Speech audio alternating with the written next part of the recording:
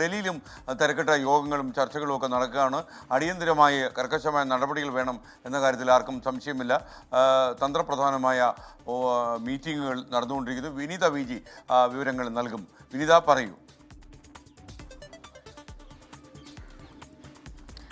എസ്കിൻ സൂചിപ്പിച്ചതുപോലെ രാജ്യതലസ്ഥാനത്തും തന്ത്രപ്രധാനമായിട്ടുള്ള മീറ്റിംഗുകൾ, കൂടിക്കാഴ്ചകളൊക്കെ തന്നെയാണ് നടക്കുന്നത്. ഇന്നും സമാനമായിട്ടുള്ള നിരവധി യോഗങ്ങൾ ഡൽഹിയിൽ ഉണ്ടാകുമെന്നുള്ള സൂചനകൾ കൂടിയാണ് നമുക്ക് ലഭ്യമാകുന്നത്. ഇതുവരെയുള്ള സ്ഥിതിഗതികൾ പ്രധാനമന്ത്രിയും ഒപ്പം തന്നെ കേന്ദ്ര ആഭ്യന്തരമന്ത്രി അമിത്ഷായും കൃത്യമായി തന്നെ നിരീക്ഷിക്കുന്നുണ്ട്. ഇത് സംബന്ധിച്ച് ഇന്ന് ഉച്ചയോടുകൂടി ഒരു യോഗം വിളിക്കാനും സാധ്യതയുണ്ട്. പ്രധാനമന്ത്രിയും ഒപ്പം തന്നെ അമിത്ഷായും പങ്കെടുക്കുന്നതായിരിക്കും ഈ യോഗമെന്നാണ് നമുക്കിപ്പോൾ ലഭ്യമായിരിക്കുന്ന റിപ്പോർട്ട്. കഴിഞ്ഞ ദിവസങ്ങളിലും സമാനമായിട്ടുള്ള യോഗങ്ങൾ, നിർണായക കൂടിക്കാഴ്ചകളൊക്കെയാണ് നടന്നിട്ടുണ്ടായിരുന്നത്. പിന്നാലെ നിർണായകമായി ചില തീരുമാനങ്ങളിലേക്കടക്കം രാജ്യം എത്തുന്നതും നമുക്ക് കാണാൻ കഴിഞ്ഞിരുന്നു. കടുത്ത നിയന്ത്രണം ഉൾപ്പെടെ പാകിസ്ഥാനെതിരെ ഇന്ത്യ നടപ്പിലാക്കിയിട്ടുണ്ട്. ഇതിനോടകം തന്നെ ഇപ്പോൾ ഇതാ വ്യോമമേഖലയിലേക്കടക്കം കടുത്ത വിലക്ക് കൂടി ഏർപ്പെടുത്തിയിരിക്കുകയാണ്. പാകിസ്ഥാനിൽ നിന്നുള്ള വിമാനങ്ങൾക്ക് ഇന്ത്യൻ വ്യോമമേഖലയിലേക്ക് പ്രവേശിക്കുന്നതടക്കം കടുത്ത വിലക്ക് ഏർപ്പെടുത്തിയിട്ടുണ്ട്. ഒപ്പം തന്നെ ഇന്ത്യയിൽ നിന്നുള്ള വിമാനങ്ങൾ ആ മേഖലകളിലേക്ക്, പാകിസ്ഥാൻ വ്യോമമേഖലയിലേക്ക് പോകരുതെന്നൊരു നിർദ്ദേശവും നൽകിയിട്ടുണ്ട്. പിന്നാലെ തന്നെ ഇന്ത്യൻ തുറമുഖങ്ങളിൽ നിന്ന് പാക് കപ്പലുകൾക്കും ഒരു വിലക്ക് ഏർപ്പെടുത്താനുള്ള ഒരു സാധ്യതയുണ്ട്. ഇത് സംബന്ധിച്ചുകൊണ്ടുള്ള കാര്യങ്ങളൊക്കെ ഇന്ന് ചേരുന്ന യോഗം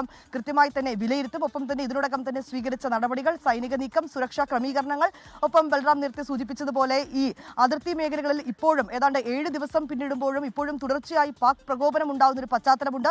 ഈ സാഹചര്യത്തിൽ ഇനി ഏത് തലത്തിൽ നടപടികൾ മുന്നോട്ട് കൊണ്ടുപോകണം എന്നുൾപ്പെടെയുള്ള കാര്യങ്ങളൊക്കെ ആയിരിക്കും ഇന്നത്തെ യോഗത്തിലും ഒപ്പം തന്നെ ഇന്ന് നടക്കുന്ന കൂടിക്കാഴ്ചകളിലും ഒക്കെ തന്നെ തീരുമാനിക്കുക. കഴിഞ്ഞ ദിവസം അടക്കം പ്രധാനമന്ത്രി ഈ മെയ് 9 റഷ്യൻ സന്ദർശനം അദ്ദേഹത്തിനുണ്ടായിരുന്നു.